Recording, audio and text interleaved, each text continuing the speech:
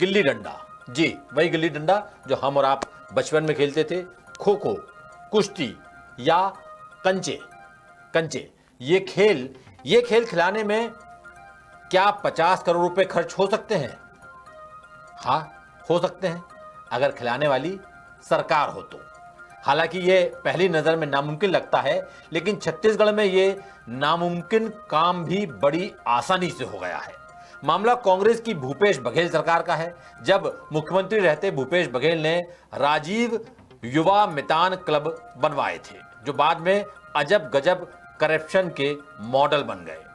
बघेल सरकार ने छत्तीसगढ़ी संस्कृति के नाम पर उस वक्त छत्तीसगढ़िया ओलंपिक का आयोजन कराया था, जिसके लिए कांग्रेस सरकार ने खुले हाथों से जमकर पैसे लुटाए थे।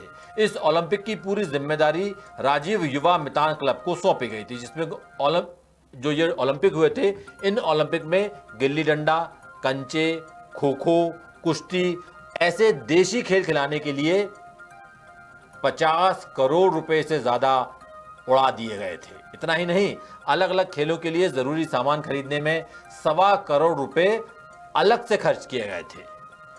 क्या है पूरा घपला, घोटाला, मामला, मसला और कैसे सामने आई है ये पूरी जानकारी, सूत्र के हाथ कैसे लगे हैं कागज, बता रहे हैं रायपुर से हमारे ब्यूरो चीफ अरुण तिवारी।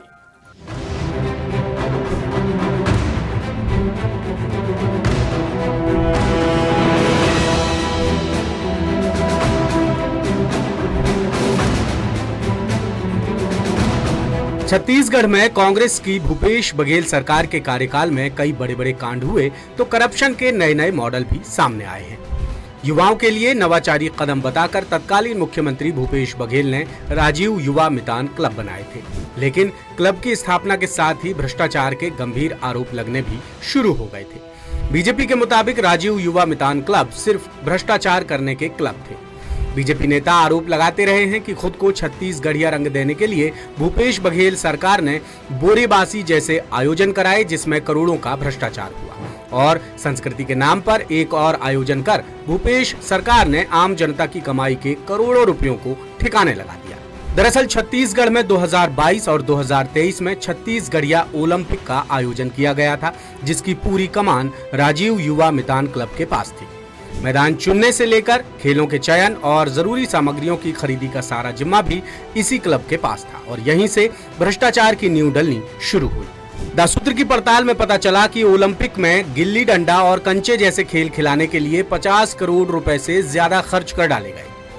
हमारी पड़ताल के मुताबिक ओलंपिक में कुल 50 करोड़ 68,29,762 करोड़ रुपए खर्च हुए थे। इसमें ग्रामीण क्षेत्रों के पारंपरिक खेलों जैसे गिल्ली डंडा, पिट्ठू, संखली, लंगड़ी दौड़, कबड्डी, खो खो, रस्साकसी, कंचे, बिल्लस, फुगड़ी, गेंडी दौड़, बहोरा, 100 मीटर दौड़, लंबी कूद, रस्सी कूद और कुश्ती खिलाए गए थे, जिनके लिए जरूरी सामग्रियां भी खरीदी जानी थी और मैदान का चयन भी करना था।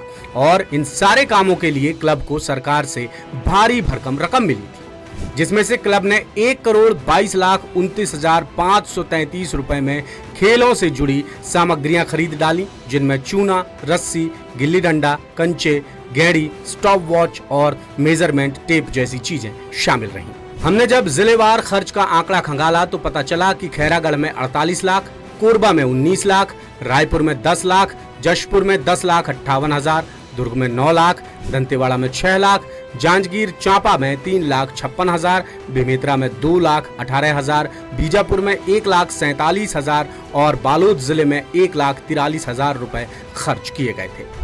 अब आपको बताते हैं कि ओलंपिक के दौरान कहां कितना खर्च किया गया। रायपुर में 7 करोड़ रुपए, बस्तर में 1 करोड़ 32 लाख रुपए, बिलासपुर में 13 करोड़ रुपए, दुर्ग में 3 करोड़ रुपए और सरगुजा जिले में 9 करोड़ रुपए खर्च हुए थे। तो ये थी गिल्ली डंडा, कंचे, चूना और रस्सी जैसी चीजों पर बेशुमार खर्च की जीती जागती बानगी। द सूत्र ये नहीं कहता कि किसी भी प्रदेश में पारंपरिक खेलों को बढ़ावा नहीं मिलना चाहिए, लेकिन पारंपरिक खेलों के नाम पर आम जनता की गाड़ी कमाई की पैसों की बर्बादी किसी भी सूरत में बर्दाश्त नहीं की जाएगी।